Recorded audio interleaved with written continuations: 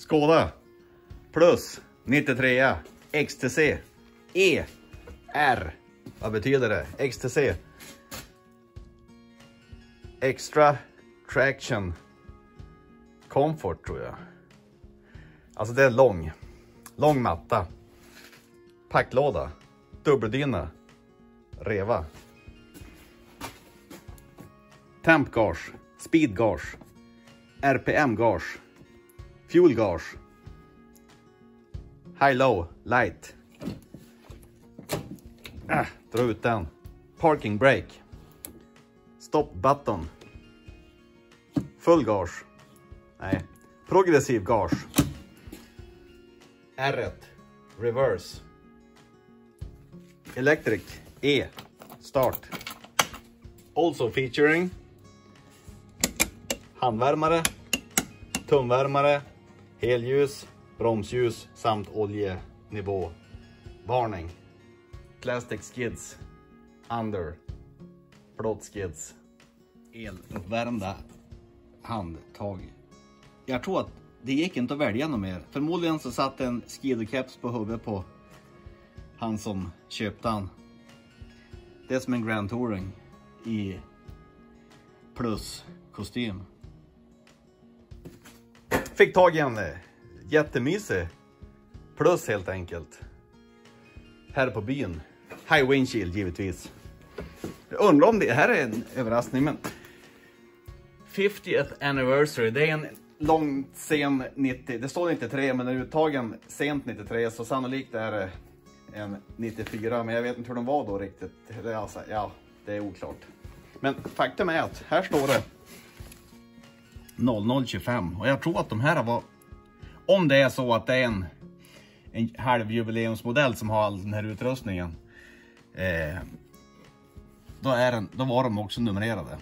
Men det har jag som inte någon belägg för. Jag har inte forskat med det heller. Den har inte gått så mycket. Det ser hur det här ser ut till exempel efter 30 år i tjänst. Kul. När har inte rullat varenda helg ut för ett stup som alla andra skotrar jag kollar på före. Utan det är 0 gånger under 30 år. Och det är väl kul. Kända fel. Dels har jag fixat ett fel. Det var att ballataremmen som inte ens existerar på den här. Det är alltså en form av ledad historia som sitter här under. Jag har ingen lampa men här.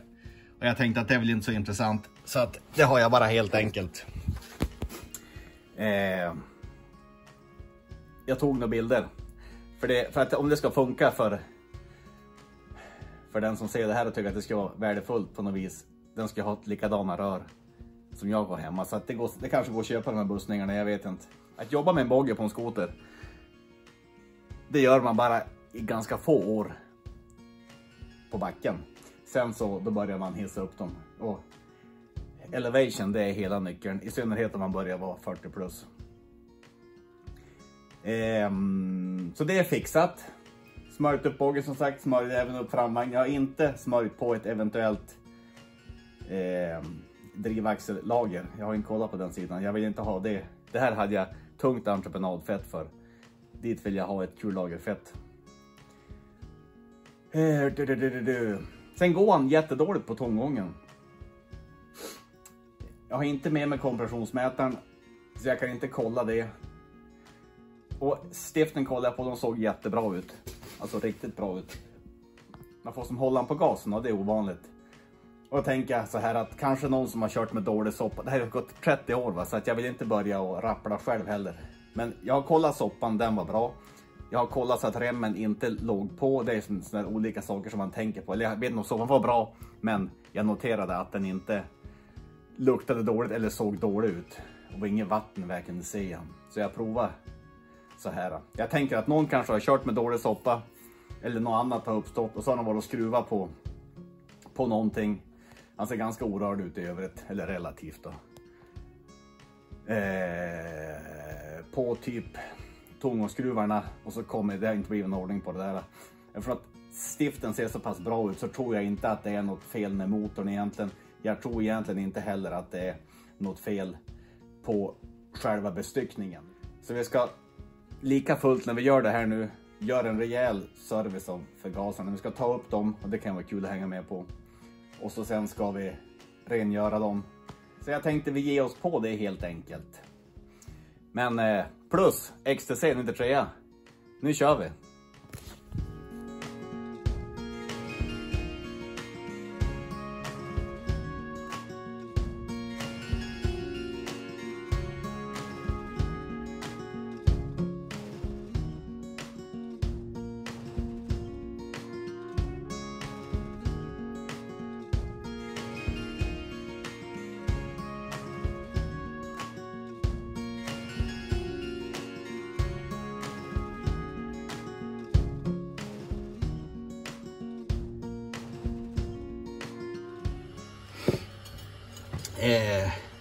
Ballataremmen var idag alltså, eller motsvarande ballataremmen.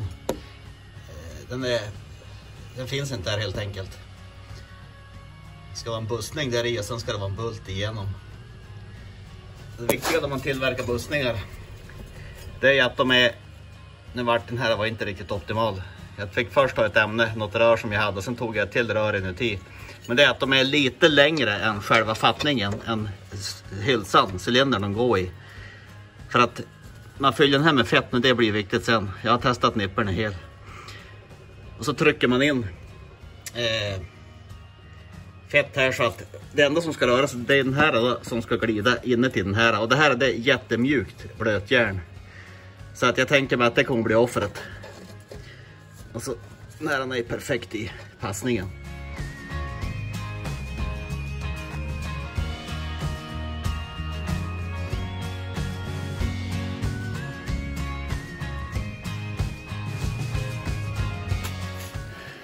Inte helt ovanligt på snöskotrar som har stått ett tag. Här har vi någon form av musaktivitet going on. Inte brutalt mycket oljespill. Ska börja med att skriva på förgasarna så att jag har koll på var de är någonstans. Och då ska jag ta bort lite slangar. Jag har skruvat loss den här nu. Nu ska vi rycka bensinslangarna. Oljeslangen, den sitter väl direkt på, när han sitter på förgasaren precis, då ska också ryckas ut. Olja och bensin. Där. Så där då var förgasarna lösa. Och då har vi tänkt börja med Magnapull magnetsidan. Så jag börjar med att skruva loss det här. Jag hittar inte igen stativet tyvärr, så jag får stå så här nu. Jag ber om ursäkt. Jag måste gå söka efter det, vänta. Ja, jag hittar inte igen dem. Då blir det så här då, den här videon. Nu ska vi ta isär det här. Här inne vilar ju alltså nålen. Och därför vill jag ta isär den här i 2 delar. Sen ska vi ta ut den här, ja, vad han nu själva löper i. Vad nålen löper i, va. Sen så ska vi ta loss nålventilen som är här, som släpper in bensin. Den verkar ju inte vara något fel på. Han flödar ju inte och håller på. Vi gör det ändå. Och det är samma som på Suzuki och så vidare, att du har den här axeln här inne som man petar isär. Sen ska vi ta ut munstycket som är där inne. Och sen ska vi ta ut luftskruven som är någonstans här. Där. Och så kan vi ta och rengöra tomgångsskruven också. Och sen ska vi ta och blåsa ur alla håligheter, inklusive vad heter det här? Ja, det olja. Inkommande olja, tvåtaktsolja. Så då alltså för att dela på de här 2 så får man göra en sån här variant. Off camera. Jag kan ärligt talat säga att det här, det går inte att se igenom. Sen då den här löparen, den trycker man bara igenom så han faller ut på andra sidan. Sen flottörstyrningen, alltså den här då, som vilar på, då kan man ju se vilken sida han har han har varit genom att se var som de lägger natt där. Han knackar man ut åt det hållet. Det här är mest för min egen referens, jag minns. Det här är ett klipp som man ska ta ut för att ta ut och rengöra nålen. Så där. Jag kommer inte att skruva loss den här, utan jag kommer bara att blåsa ur. Både med tryckluft och med... Först med bromsrengöring och sen med tryckluft. Därför att det sitter packningar här nämligen. Och jag har inga sådana. Och de ser lite så här crusty ut, så att jag vill inte ge mig in i det där. Nu ska vi skruva ur luftskruven. Och det är den där. Och då ska jag först mäta hur många varv den är utskruvad i dagsläget. Och så sen ska vi... Det gör det genom att skruva in den i botten och räkna. Och sen ska jag skruva ut dem. Och så sitter en fjäder där bak. Som man inte ska tappa bort. Jag gjorde även en markering där, känner i godset. Där han var förut. Den var alltså utskruvad 2,5 från botten. Det känns ganska mycket. Jag får se om jag gör kanske 1,5. Jag ska se hur den där är. Jag tycker de ser ut som att de är lite olika. Lite olika utskruvade de här två. Och tomgångsskruven, den var alltså utskruvad 11,5 halvvarv. Ja men sådär, då har vi fått bort allting som vi ska ha bort. Och det här skulle vi inte ha bort för att det var ju känsliga packningen där som jag inte ville sabba. Nu är det bara att gå loss med bromsrengöringen. Spraya i alla hål. Glöm inte bort oljehålet. Inklusive den där. Och så sen då återmontera. Haha, stativet. När jag gick och sökte efter kompressorn, då hittade jag det där nedstoppat i elementet. Nu har jag kört bromsrengöring genom alla de här. Och då kan vi blåsa ur dem. Följande vis. Och det ser ut att fungera. Sådär. Ska vi ta och putsa ur allting. Ta en som passar, som inte slipar upp. Då är det här ganska intressant. Så kommer det som pillra innan. Och då finns ett spår här. Där. Och det spåret, det ska passa mot den där. Som ni kanske ser där. Så vi gör ett försök med det. Så blir det one-hander. Så. Jag tror att det står en upright position för att göra det. Men ja, egentligen bara få den att passa in där. Sen sätter vi dit Nästa uppe på. Ska vi ta och städa ur den om det behövs. Tror inte det, men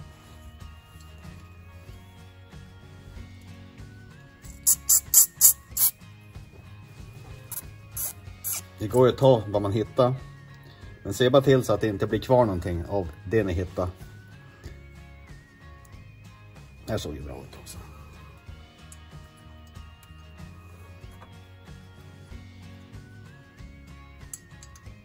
Och så hålla den där på plats.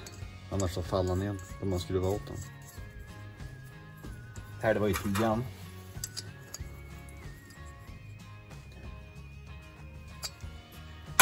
Bara försiktigt. Sen är det dags för den här.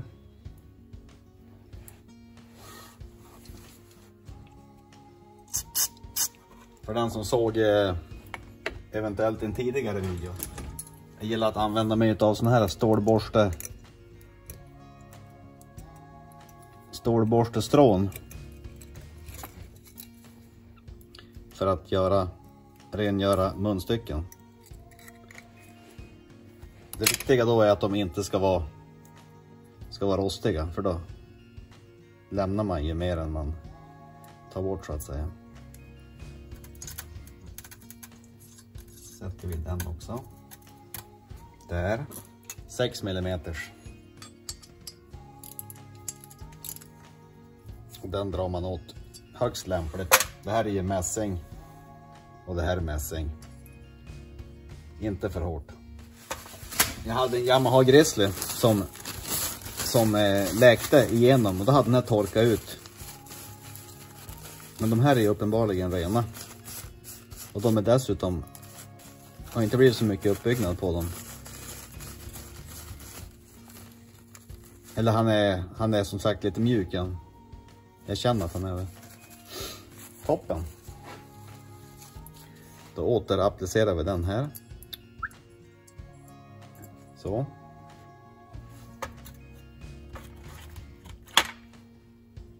Sen ska vi ha det här klipset som jag tog loss tidigare off camera, nu on camera. Känns ju jättebra. Inte så YouTube-vänligt jobb det här. Och mitt garage är inte så lämpligt att tappa ner grejer i heller. Så. Återbördad. Så den här då. Markeringen där. Neråt eller uppåt beroende på vilken väg man har för gasen. Men mot nålen i alla fall.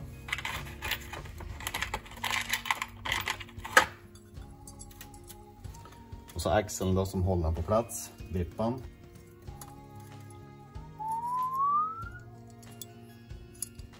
Hitta rätt.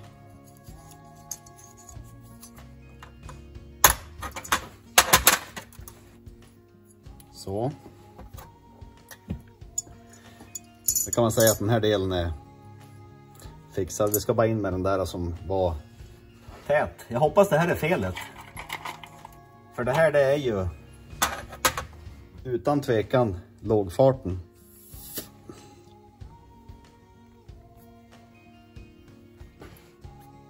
Se där. Trevligt. Då får man ändå pula på lite så man vet att man har fått bort allting. Här finns det ju enkomma verktyg för, men jag har inte. Så jag får bara helt enkelt köra med lite sånt här.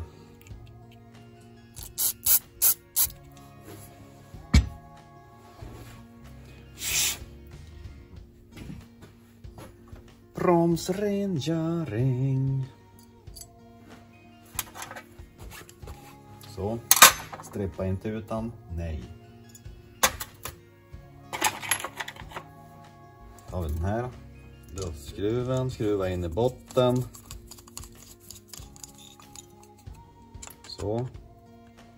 1, 2, 3 och 4. 2 varv ut.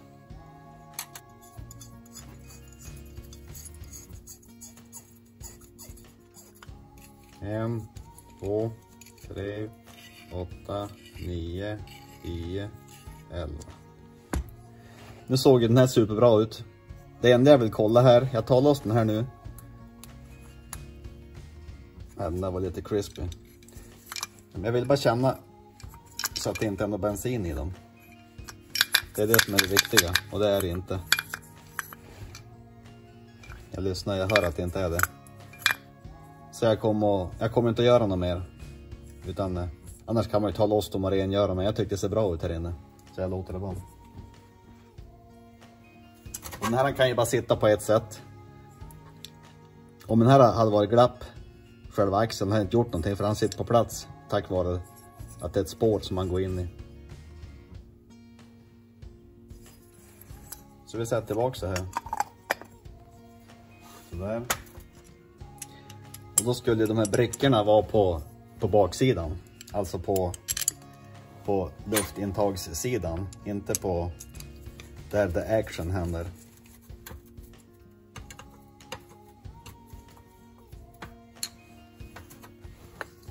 Sådär. Dra på dem.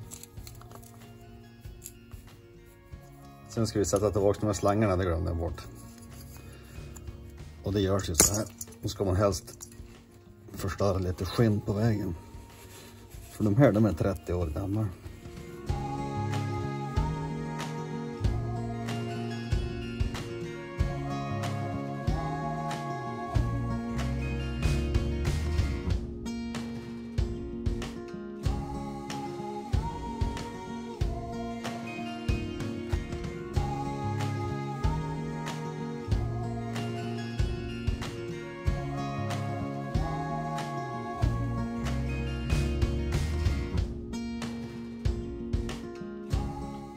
Sådär då. Ja, alltså luftskruven här. Det skilde ju ett halvt varv på den. Och så sen skilde det ett helt varv på tomgångsskruven. Det var inte mycket i och för sig. Men det var alltid någonting. Dock var lågfarten öppen på den här. Så att jag hoppas vi har felet där. Nu är det dags att köra lite sånt här.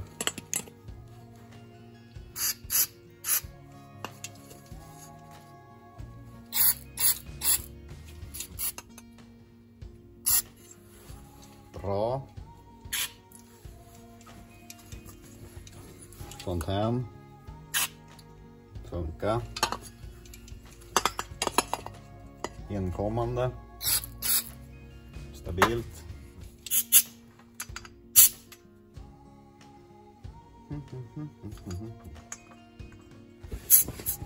Sätter vi ihop igen. Så där ja. Nu kanske ni tänker, var tog texten vägen? Ja, den försvann. Men jag gjorde följande.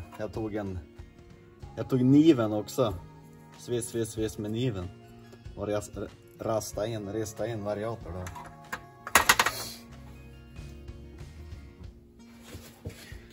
Så där då har vi satt in förgaserna igen. Det vart inget bättre även fast jag hittade stativet. Och det är egentligen bara, det viktiga är ju här. Det enda som är viktigt, för allt annat det visar sig. Om gasen ska ha hängt sig, ja det märker man ju ganska fort. Och med mera, men det är ju att sätta in de här oljeslangarna. Eller hur? För det märks ju inte direkt. Nu håller jag på att skruva fast förgaserna igen på insugningsgummorna. Och de ska man alltid kolla när man gör det här jobbet. Och de såg bra ut. De ser dåliga ut så här, men de ser faktiskt bra ut i själva funktionen är de täta. Nu ska vi ta in de här rackarna.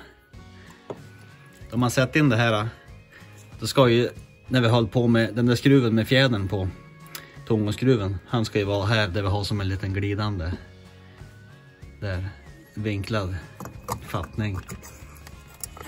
Så där är det bara att sätta igen helt enkelt.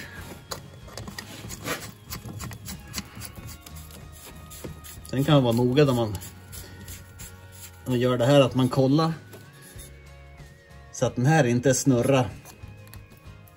Alltså att den är fastskruvad ordentligt.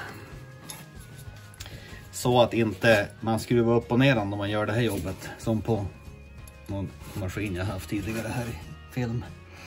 Sen ska man kolla här uppe. Här. I den här delaren. Att den inte har hoppat ur. För det kan de göra. Det har den inte gjort. Det måste man även kolla efter man har lyft och satt tillbaka luftburken. Jag har städat ur hjälpligt här. Jag ska fixa ett nytt batteri. Batteriet i dagsläget är bak i lådan. Nu ser ju inte jag vad som händer där. Jag ska först ha händerna och känna om det känns någorlunda rätt.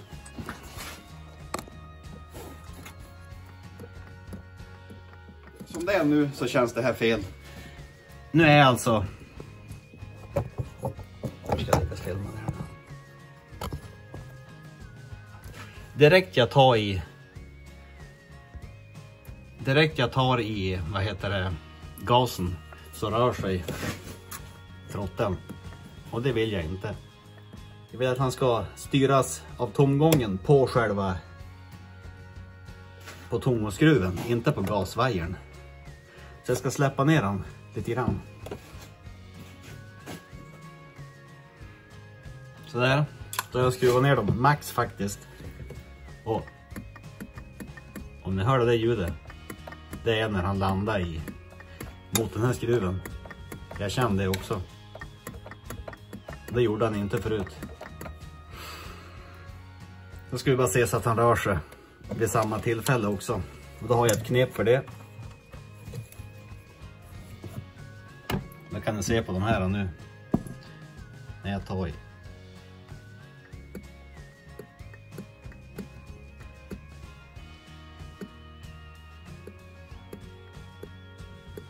Det var hur de ligger lite grann. Men de är väl i synk. Det där är bra. Det där är bra, det där är bra. Det är man ju sugen på att prova lite grann.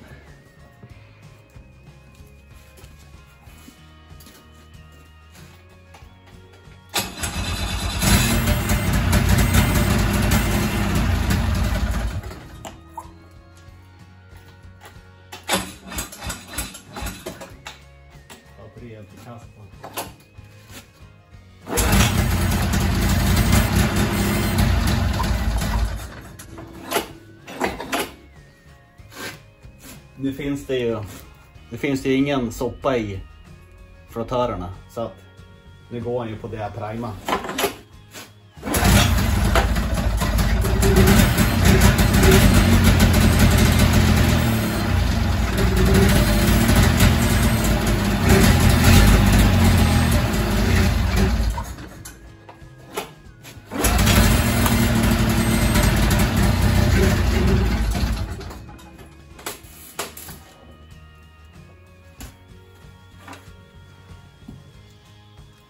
Kommer någon bensin?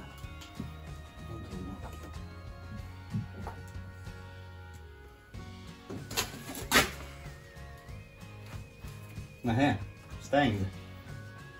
Jag måste öppna upp kranen, jag öppnar åt fel håll. Jag ber om ursäkt, skoter. Jag gillar inte det ljudet riktigt.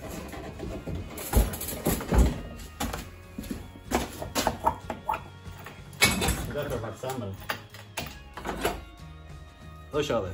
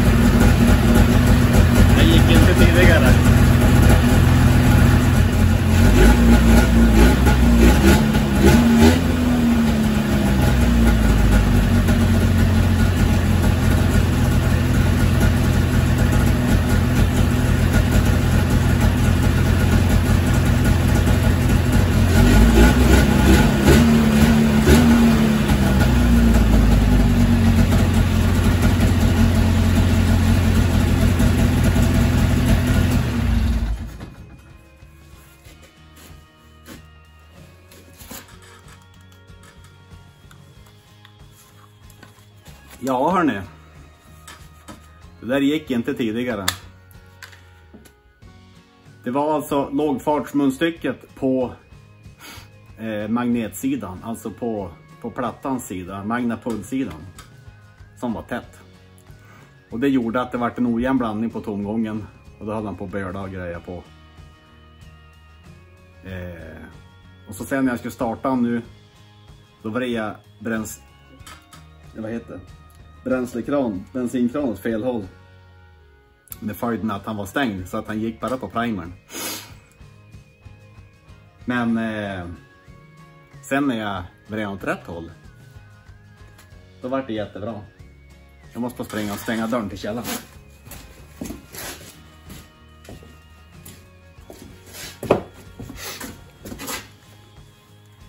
I 9 fall av 10 är det bra att huset sitter ihop med garaget, men i det här fallet just med tvåtakts rök som ganska ofta i vårat fall söker sig in till huset, så är det en nackdel. Men det är bara då. Jag har en fläkt som jag slår på när jag filmar klart nu också. Nej men det var jättelyckat det där. Det blir säkert mycket mer jobb med den här också, men nu har vi gjort det som var innan jag kunde så att säga börja använda den. 90-talet hörni, är inte det bästa. Nej det kanske inte, jag tyckte. Tack så mycket för att ni har sett filmen, jag uppskattar det jättemycket. Vill ni få nämnt gärna prenumerera, gör det redan, jättekul, jag gillar att dela det här intresset med er. Tills vi ses nästa gång. Ha det. Sen före man går in på kvällen och lämnar den så här. Det kan man inspektera efter bubblor eller allmän aktivitet i bensinslangarna. Ifall det vart otätt i nålventilen. Men det verkar inte så. Sådär, nu har vi 23 minus ute. Vi måste ju ändå prova en sväng tänkte jag. Igår kväll, det sista jag gjorde var att skruva upp tångskruven lite grann för att mina hördes inte riktigt bra. Stämde inte in riktigt, men då var det bra. Då fick vi en lämpligt hög tånggång. Han var lite för låg igår.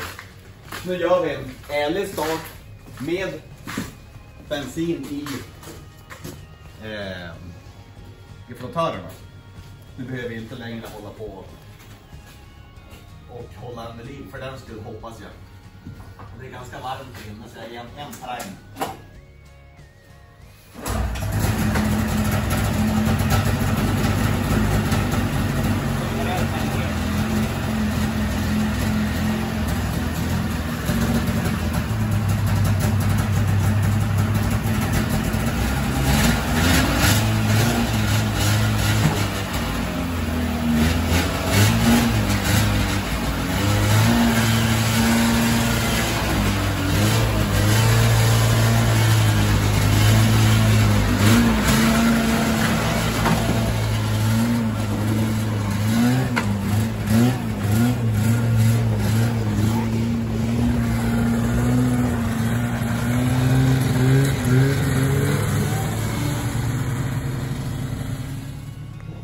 Här?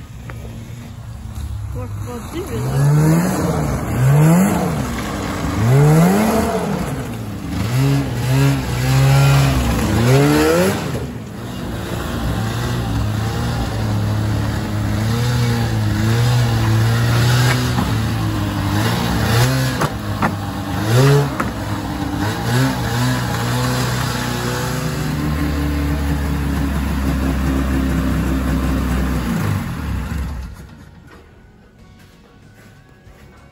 Fix på det. Yep. Lågforsmålstycke var rökban.